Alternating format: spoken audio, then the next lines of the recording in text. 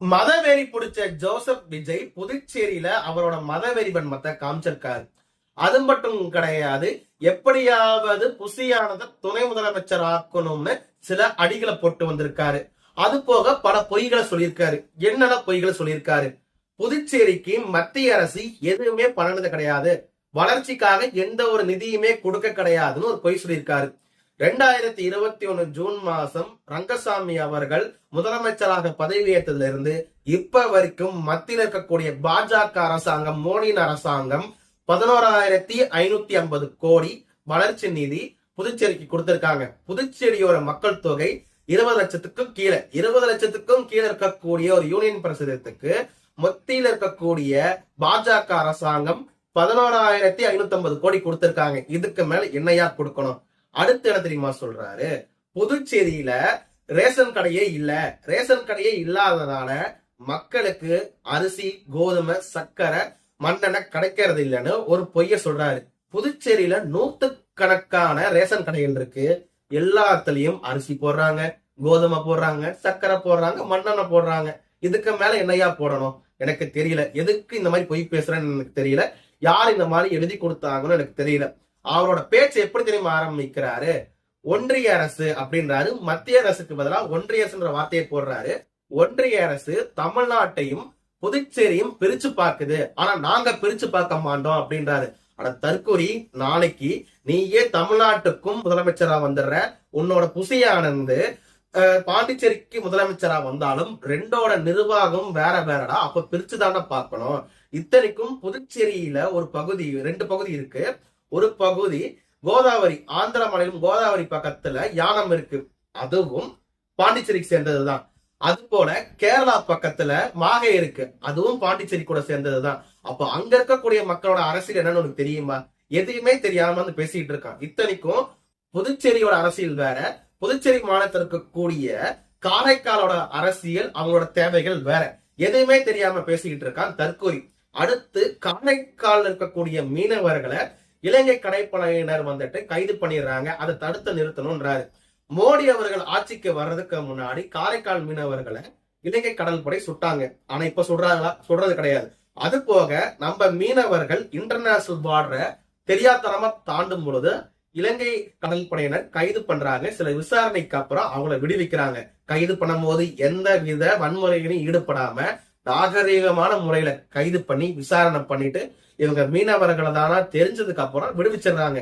இது மோடி அவர்கள் இருக்கனாலதான் மிக சுலபமா நடக்குது. அது காரைக்கால் மீனவர்களுக்கு நல்லா தெரியும். அடுத்து புதுச்சேரியில தான் எம்ஜிஆர் முதல்ல ஆட்சி பிடிச்சாரு. அதாவது அதிமுக முதல் ஆட்சி பிடிச்சது வந்துட்டு புதுச்சேரி தான், தமிழ்நாடு கிடையாது. அந்த இன்டிமேஷன் வந்து கொடுத்ததே வந்து பாண்டிச்சேரி மக்கள். அவங்கள நாங்க மறந்துருவோமா, விட்டுருவோமான்றா. ஆனா பைத்தியக்காரா, புதுச்சேரியை யாரா மறந்தா, யாரா விட்டா? வாரத்துல 2 நாள் மக்கள் எல்லாம் புதுச்சேரிக்கு போயிட்டு வந்துட்டு தான் இருக்காங்க. யாரா மறந்தா? எனக்கு ஒன்னும் புரியல.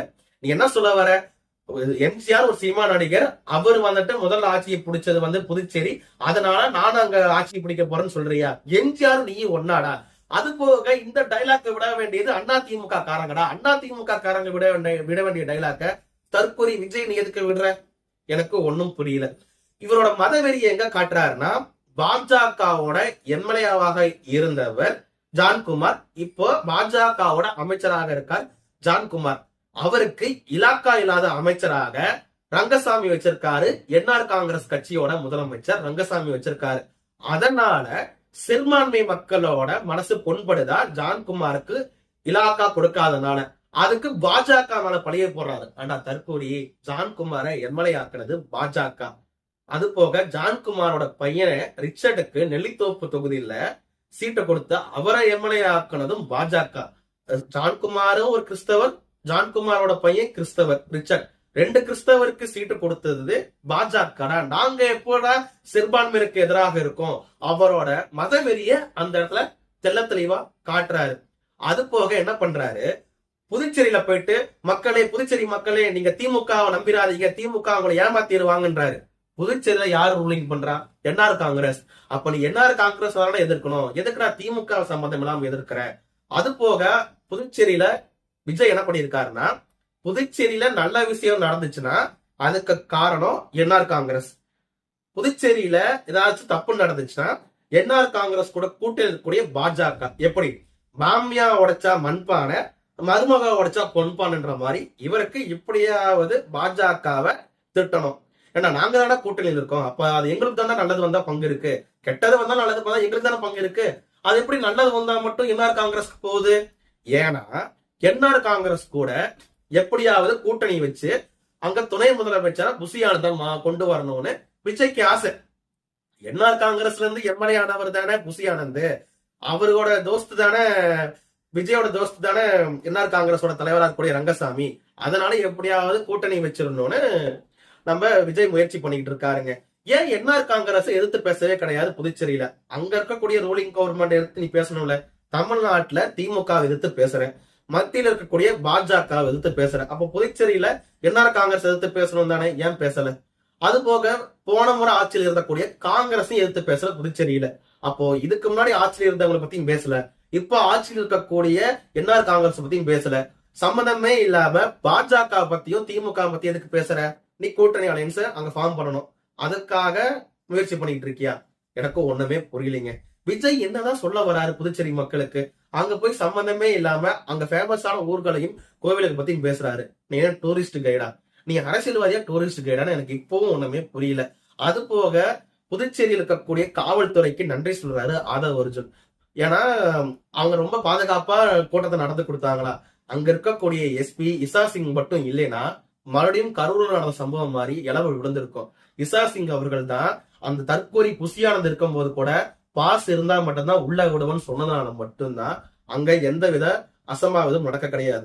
இதுல ஒருத்தர் 3 எருமைக்கு நான் பாஸ் வச்சிருக்கேன், எருமையோட கொண்டாந்து பாஸ் கொடுத்துருக்கேன் உள்ள விடுன்றாரு.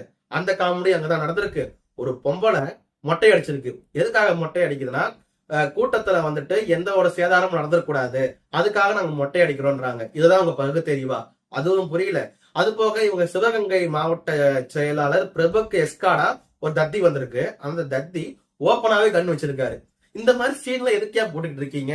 தமிழ்நாட்டில் இருக்கக்கூடிய 3/4 பேரை கூட்டு போய் தான் அந்த கூட்டத்தை போட்டிருக்கீங்க. இது எதுக்கு நீ தனியா பாண்டிச்சேரியில போட்டிருக்க? எனக்கு ஏன் புதுச்சேரிக்கு போனாரு? எதுக்கு சம்மந்தமே இல்லாம வளரிக்கிட்டு இருக்காரு? எதுக்கு அடுக்கடுக்கா விஜய் பொய் பேசுறாரு? எனக்கு இப்பவே புரியலைங்க. நான் அவர் பேசுனது எது உண்மையான பாயிண்ட் எனக்கு கொஞ்சம் சொல்லுங்க, நான் தெரிஞ்சுக்கிறேன்.